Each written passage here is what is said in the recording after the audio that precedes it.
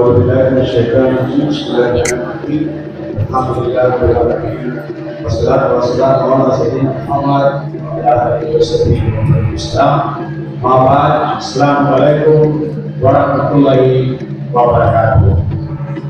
Our Assistant Chairman of the 16 Royal Houses of Lanao, Sultan Samasio, Manalaco, and Mamada, whose leadership brings us together today with the distinguished members of the Royal Houses of the Royal Family of Lanao, proposed of 16 Royal Houses, Panorbanan, Sapul Abu ng Panorbanan sa Lanao, the 28th Legislative Body, so walo Kapiyan ng Bayan Authority, the 4 Democratic Sultans, so patagal ko din ang patagal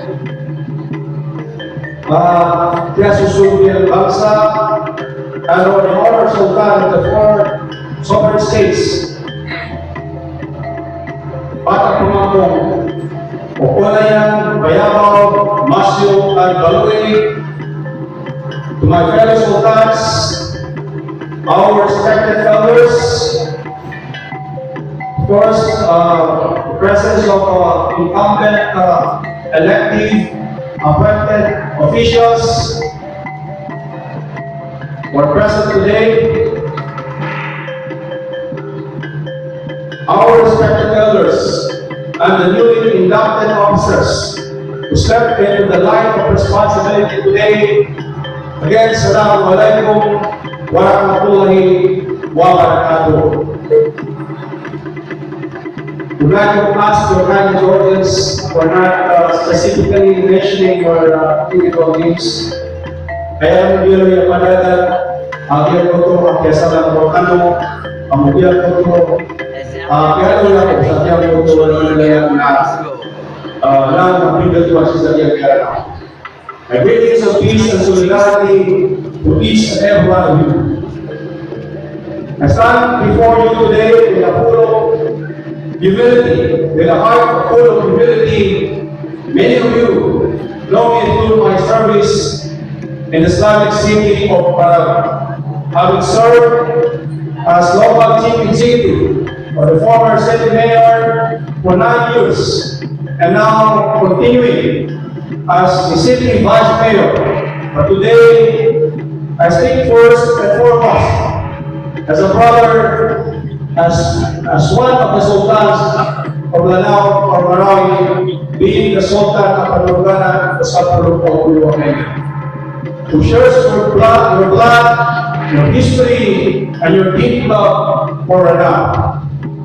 As I look across this hall, I see the faces of our elders, the guardians of our identity. It is because of your resilience, your memory, and your quiet strength that we still know who we are. Many times, in the quiet of my office or in the midst of crisis, I find myself returning to the lessons I learned from you. Lessons of patience, of dignity for martabat, and of wisdom shaped by years of service to our people. You have endured wars, displacement, and the changing of regimes. You are the reason our culture remains alive today. And this gathering is not just an induction of new officers. It is a renewal of our promise to honor and protect the legacy you have entrusted to us. We gather at a time when the world feels heavy, a global energy and economic strain is unfolding. From conflicts in the Middle East to the rising cost of fuel and food, here at home, the outside world is reaching into us. We see the peso weakening, transport costs increasing, and families feeling the pressure of a national energy challenge. When the global economy changes, it is the local community that feels it at first.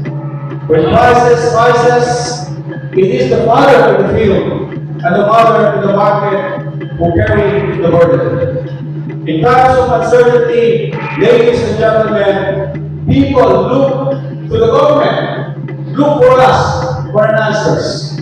But most importantly, they look to the Sultanate for peace, to kalilitan. And this is where our role becomes vital. In times of hardship, the greatest danger is not only rising costs, it is the strain of social poverty. Hunger and stress can lead to misunderstanding. And in our culture, even a small conflict can grow into a riddle that lasts generations. And as traditional leaders, we are the first line of defense in preserving peace. Our role as peacemakers is the steady force that keeps our community grounded when everything else feels uncertain.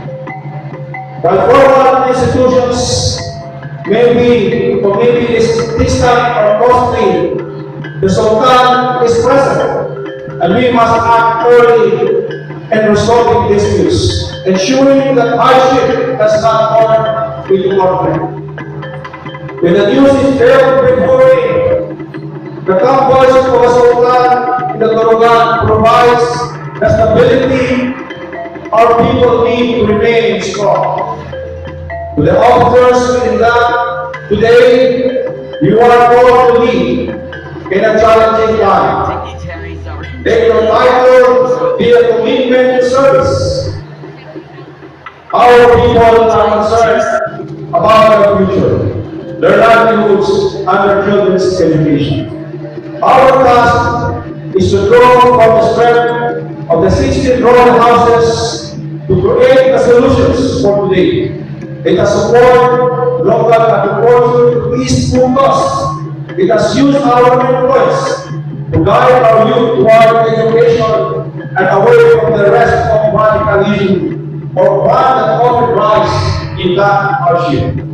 Our dear elders, brothers and sisters, so sana ang mga Diyos pagdali ang kawangapan sa mga ito, isabihan kaya ayon na naman now, with the world faces crisis, the Maranao spirit has always been strengthened through adversity. We have been called the first federal government in Asia because even in times of uncertainty, we have known how to organize, to lead, and endure. Let us continue to stand together, the strength of our youth, be guided by the wisdom and want of our elders. In the guidance of Allah subhanahu wa ta'ala, we will navigate this global storm and emerge, as we always have, with our honor intact and our community stronger than ever, inshallah.